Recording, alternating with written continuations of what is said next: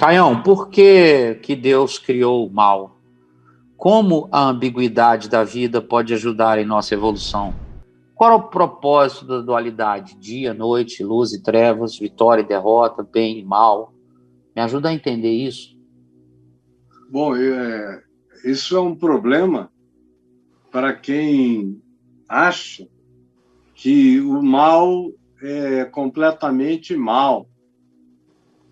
E para quem acha que o bom e o bem é completamente bom e bem.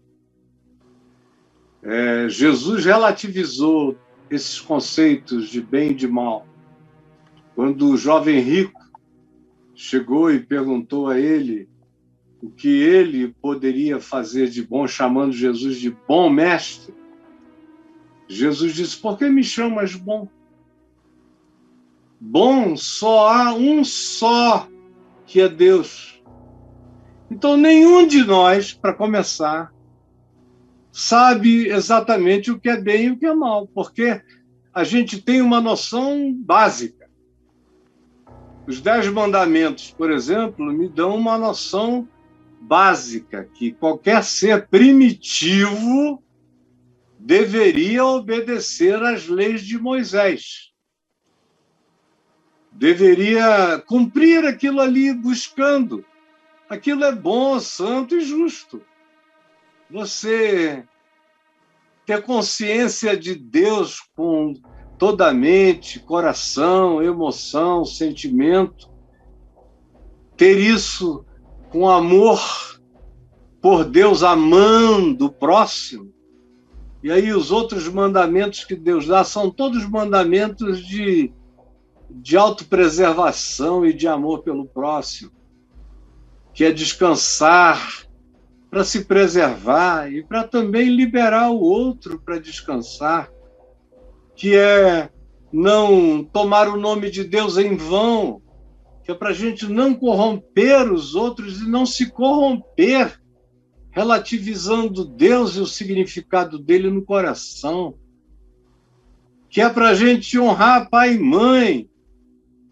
O que há de errado com honrar pai e mãe, ou ajudar pai e mãe? Se você puder, ajude mesmo o pior pai, mesmo a pior mãe, envelhecidos, não quero nem saber.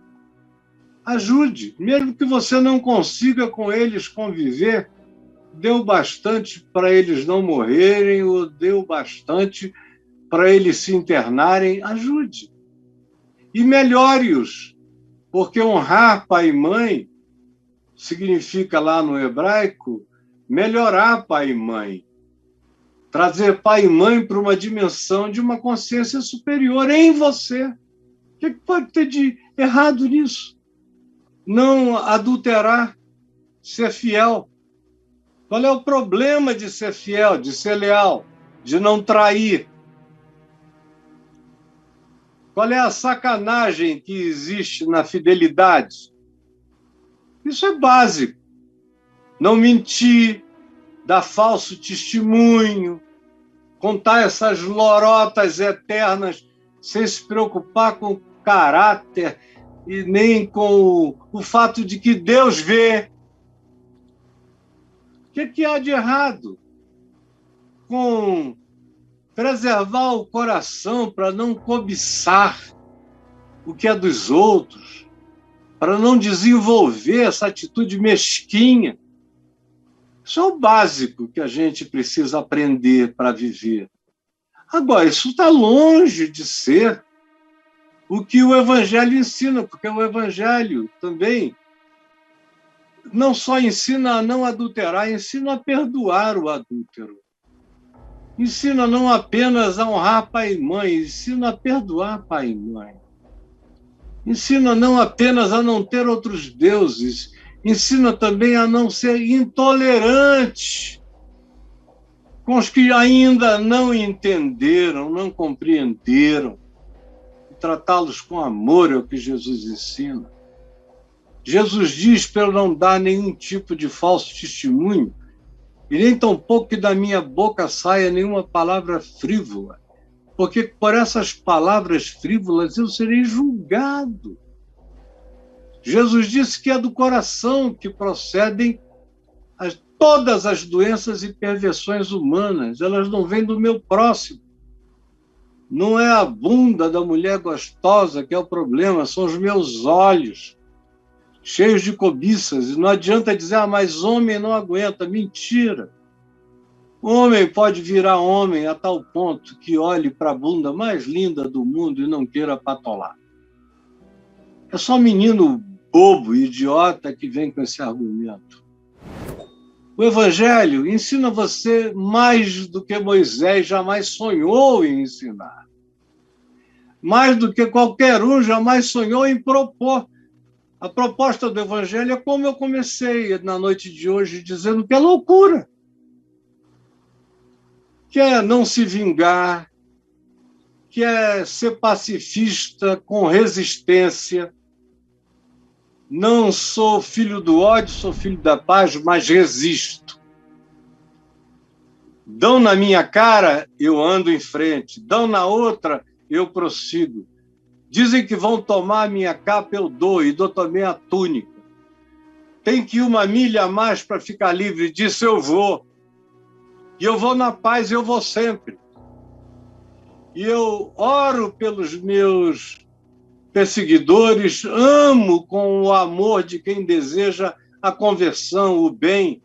O meu inimigo, eu tento ser sábio para não jogar preciosidades a quem as despreza, não jogar pérolas aos porcos, não jogar as minhas intimidades a quem não tem reverência pela alma humana, para que eles não venham e me devorem como porcos vorazes e selvagens.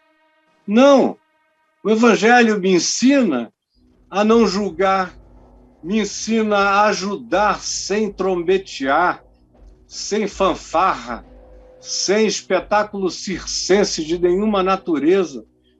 O Evangelho diz para eu entrar no meu quarto e falar com meu Pai que está em secreto. O Evangelho diz que Deus ouve a quem é sincero e fala a verdade diante dele, como aquele publicano da história de quem foi orar, fariseu e publicano foram orar no templo, e o fariseu agradecia a Deus porque ele não era como aquele publicano iníquo, adúltero, mentiroso, roubador. Dava graças a Deus por ser tão superior. E o publicano ao lado batia no peito e dizia, Senhor, tem misericórdia de mim, porque eu sou um pecador. E Jesus disse, quem vocês acham que voltou para casa perdoado? Quem vocês acham? Quem vocês acham? O Evangelho nos diz que é para perdoar todo dia, que é para perdoar 40 vezes 7, que é para não dormir com ódio no coração, que é para não alimentar a ira que produz o rancor vingativo, para não alimentar a inveja que nos destrói, que nos corrompe, que nos, muitas vezes, antecipa cânceres ou mesmo os cria. A inveja, a competição, a comparação, a disputa, a vaidade de estar do mesmo tamanho, essas coisas que decorrem daquilo que Tiago chamou de sabedoria terrena, animal e demoníaca.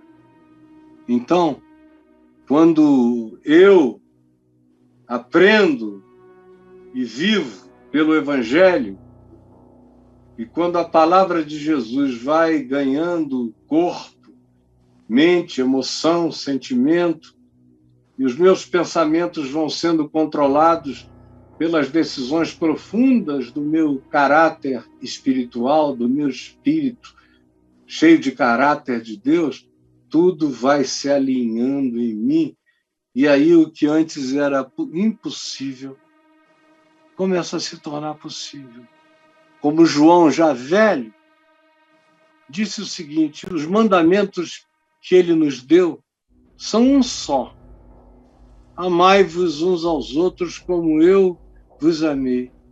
Em verdade eu vos digo que os seus mandamentos que decorrem do amor não são penosos, diferentemente do que a maioria das pessoas pensa.